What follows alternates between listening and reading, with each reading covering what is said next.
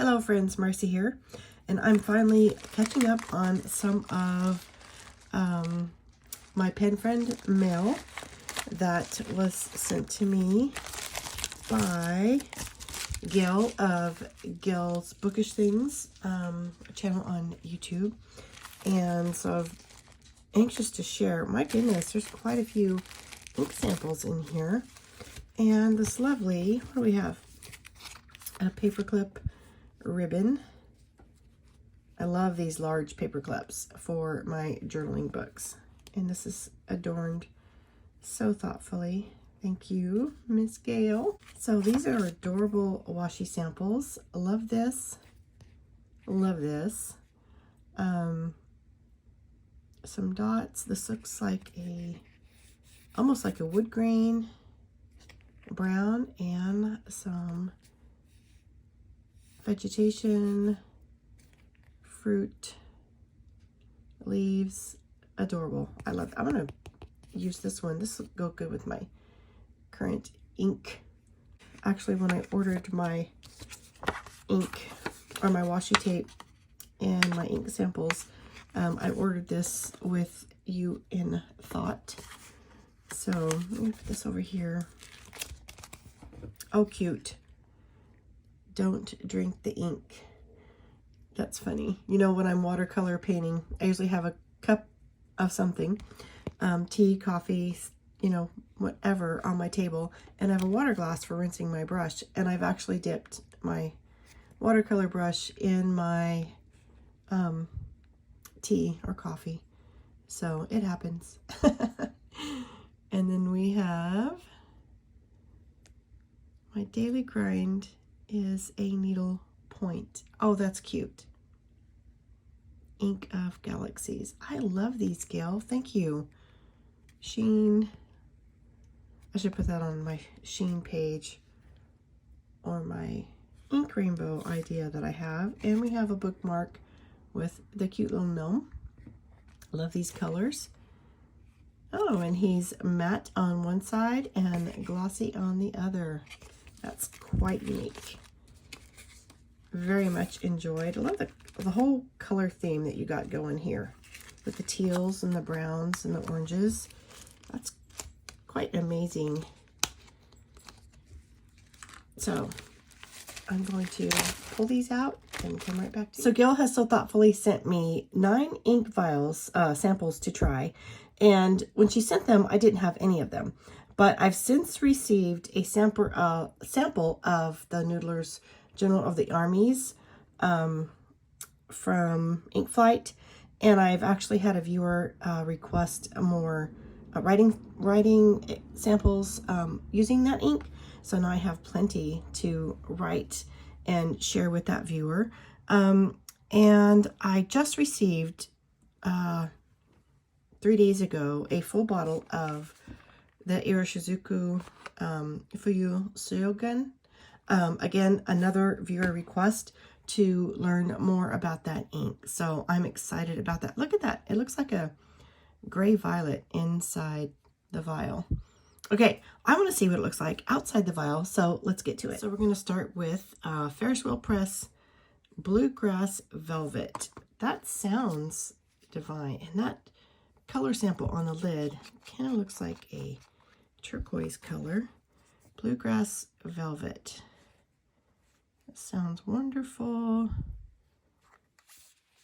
And again, I'm going to put a swatch over on the side. Oh, that's so pretty.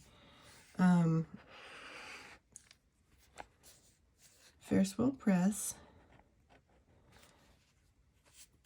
Bluegrass Velvet. So that is, the swatch on the side is something that after I had created my first ink swatch book, I was wishing that I had done, because I had made my index.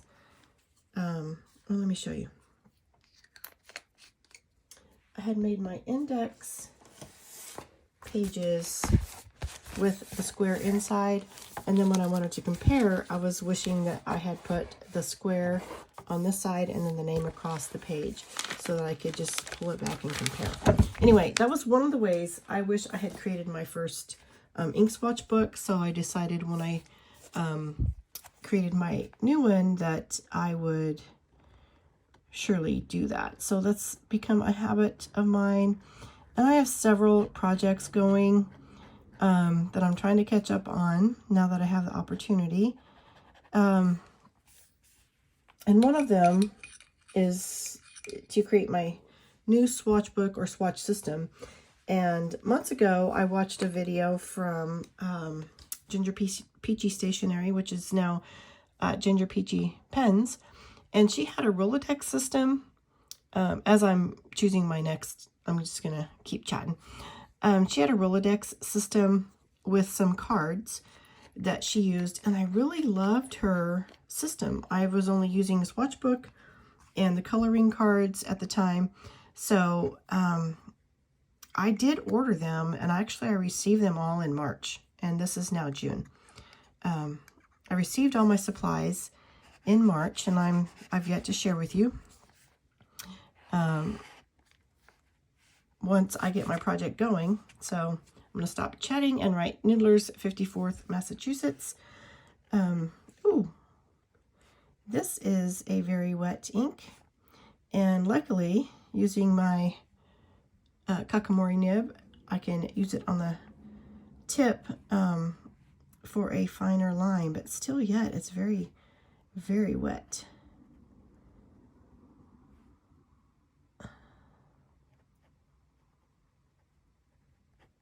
Wow.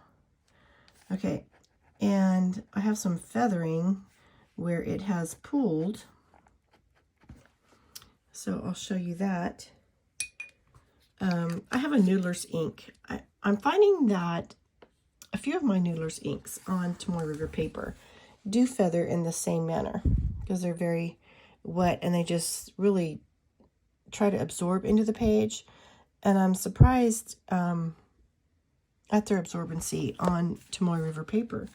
Let me see if I can pull this up real quick. So here is Noodler's Fox, and you can see that same feathering, and Noodler's Lexington Gray on the Tomoe River paper. They have that same behavior. So that's right now the only brand that I've actually noticed that happening with. But we'll continue as I'm chit-chatting.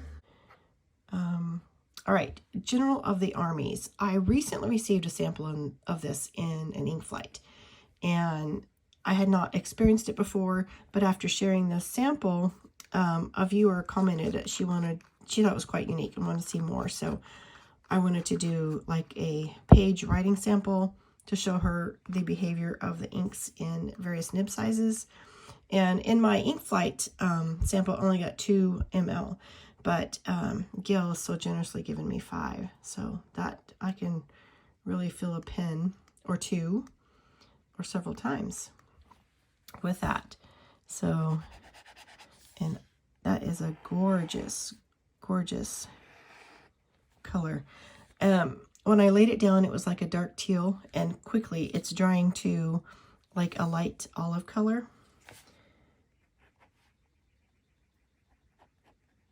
And again, a wet ink. As I'm using this Kakimori nib, you can see that it tends to feather just a bit on the wording. Really not on my swatch. The swatch has clean lines, but it's not feathering as much as the Noodler's 54th Massachusetts either. It's amazing how it is wet. It looks like a bright green teal, and then as it dries, it just quickly takes on a paler, like army green, hence the name here. Nice. So the blueness, or the cool blue, tends to fade away as it's drying on the page. Let me show you. That's Colby. He thinks he hears a noise. And let's try another green while we're on the greens. We're on Ackerman 27 Bezoud Zoiden. And I do not have any Aquaman inks. This is my first. So with all the inks, bottles, and ink samples that I currently have in my stash, I'm surprised there's other brands out there that I haven't experienced yet. And that is really quite ironic to me, because yesterday I received an email from Goulet Pens. Oh my, that is so pretty. That is bright. I received an email from Goulet, and their ink samples are 25% off. So I was just perusing the website, trying to see if there's anything I need to take advantage of on their sale. And I kind of chuckled. It's like, wow, every 8 of every 10 that I come across, oh, I'm talking and not spelling, every 8 of every 10 that I came across, I already had in either a full bottle, mostly full bottle, or sample. And it's like there wasn't many I was discovering that I could actually order for a trial. And I really didn't want to pay shipping on that, you know, a few samples. What am I saving for 25% off? So I've yet to look at my wish list and see how I can make that cost effective or fun for me. But now that I have this green down, I do want to lift it and show you the difference in the Journal of the Armies green, how it's changed. It's almost like a gray hue to some of the ink swatch on there. This reminds me of the Sherwood green on Private Reserve somewhat. I'd have to do a side-by-side comparison, but when I see a bright color, I just automatically go to think of another color, and then I'm left to compare. So I'm going to stay with the green. I see one more here, and this is Van Ness Paper Plume Moss Green. Let's put another green down here. Oops, where's my nib? Let me dry it off just a bit. I left it wet while I was talking. And so I'm thinking this is got an olive tint to it with the little ink that I managed to scrape off the side of the bottle there. Yes. And lately I've been buying olive inks and olive pens, the green. It's just been a comforting color for me that I've been enjoying. Paper Plume, Papier, if I try to pronounce this correctly. I'm not sure if that's correct, but I'll try anyway. Papier Plume Moss Green. And I'm using the same nib up on its tip, and you can see what a thin line it puts down as compared to what we had here on the Noodlers. So that is the performance of the ink, and I'm not sure why, but now I'm just curious enough.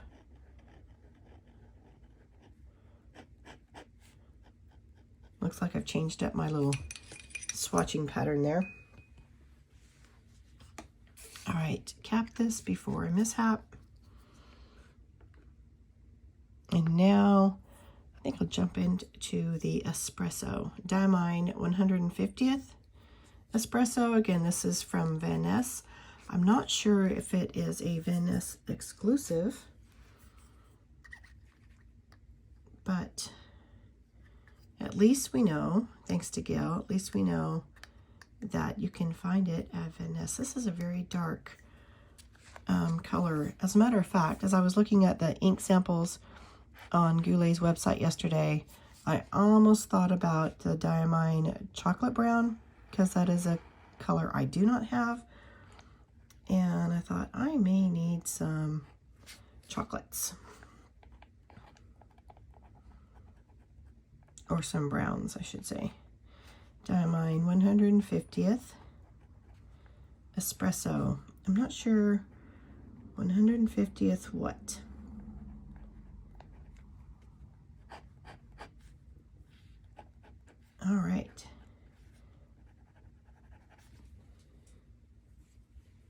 this is the fun part. I love at the end of this line swatch here that I have. Of course, the ink didn't continue on my first one here. It just faded out. But the other ones where I had an abrupt stop, I love the shading that is happening there. So just ink swatching is just fun. You know, writing, when you write with an ink with a performance, whether it's a sheening performance or a shading performance, using broad and stub nibs, you get the most enjoyment out of, which is why I changed when I first started buying fountain pens, and I'm going to address this in my 8 questions. I was all about buying fine and extra fine nibs because I was used to writing in a Hobonichi in small spaces. And this is Robert Oster, by the way, if I didn't mention that, Muddy Crown. But I always purchased fine 0.38 pens, or I like the way this performs in a fine nib happening. But before fountain pens, I would always purchase the finest nib available. Yes, I do have some Pilot G2 medium nibs of the 0.7, but if available, I would purchase the 0.5, the 0.38, 0.4, whatever. I would just get the fine tip pens to use in my planner. So anyway, when I first started buying fountain pens, I continued that practice because that's what I enjoyed. And once I discovered the fun in inks, I just went stub and then broad. I discovered a stub nib, and then it's like, wow, this is fun. Let me try some broads. So I kind of went just crazy backwards in my fountain pen journey, but that's okay. I experienced what I wanted to enjoy at the time.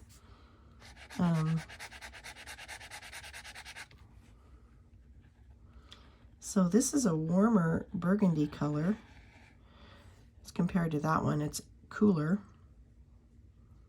So see some different shading there and sheening.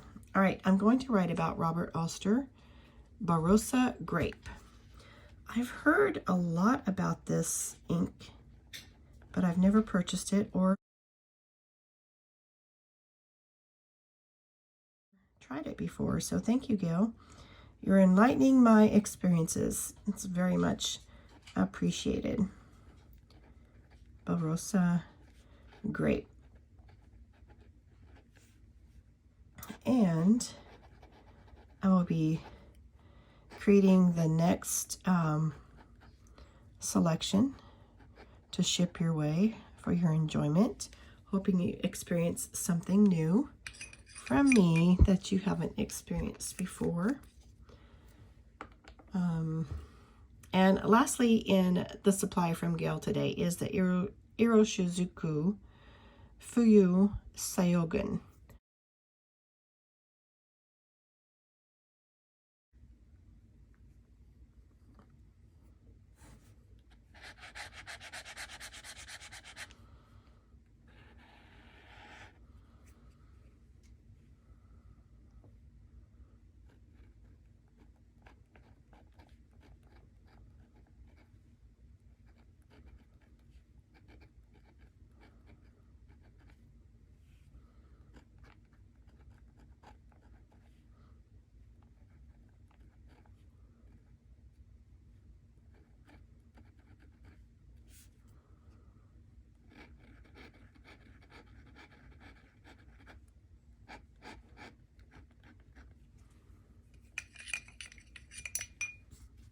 Okay. Got quite kind of silent there, except for my breathing. I was concentrating and just admiring the hue in this ink. Trying to decide if it was more gray than violet or more violet than gray. And I'm adoring these colors. Again, I'm very much appreciate the kindness of Gail and her selection to send me some inks for my enjoyment. And I spent most of the day yesterday flushing more pens. They weren't exactly written dry, but they had been inked for a while, and I just wanted to clean them out. So I'll insert a picture here and show you my task.